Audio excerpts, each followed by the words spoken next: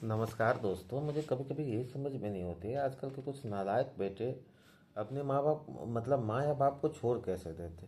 मान लीजिए आजकल लड़कों की शादी होती है 30 साल में, और कम से कम उस टाइम में जाते जाते माँ की एज हो जाती है कम से कम 50 साल। क्योंकि मान लीजिए 16 साल में भी शादी होगी तो 18-20 साल में बच्चे पैदा होते हैं, तो उसके बाद 30 साल में बच्चे की शादी होती है तो 50 साल। मान लीजिए 2 साल से बहू से कोई झगड़ा नहीं हुआ, घर में कुछ नहीं झगड़ा, तो 52 साल। 8 साल जिएगी और उसके लिए वो माँ को छोड़ देते, वृद्धाश्रम में रख देते हैं। मा, मान लीजिए फिर कभी सोचते हैं वो माँ जिसने आपके लिए इतना कष्ट किया है, वो चली अगर वो कुछ 10 साल बाद या 5 साल बाद चली जाएगी, तो फिर आप उनका दोबारा देख नहीं पाओगे, है ना। वो उस दुनिया में चली जाएगी।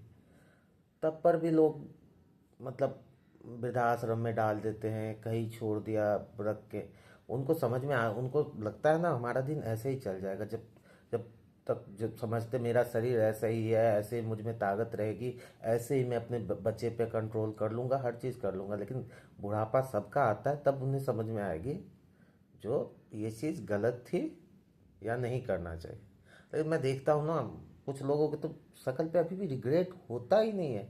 कैसे यार छोड़ सकते हो जिस माँ बाप ने तुम्हारे लिए बहुत किया, और ऑलमोस्ट उन्हें आपकी ज़रूरत सिर्फ 5 से 7 साल से 10 साल होती है, उससे ज़्यादा नहीं होती। क्योंकि तब और वो भी मान लो जब पूरी शरीर गिरती है तो मात्र 5 साल। 5 साल आप खिला पिला नहीं सकते। आपकी माँ ने 30 साल तक आपके कपड़े धोए, सब कुछ आपके लिए किया, हद है।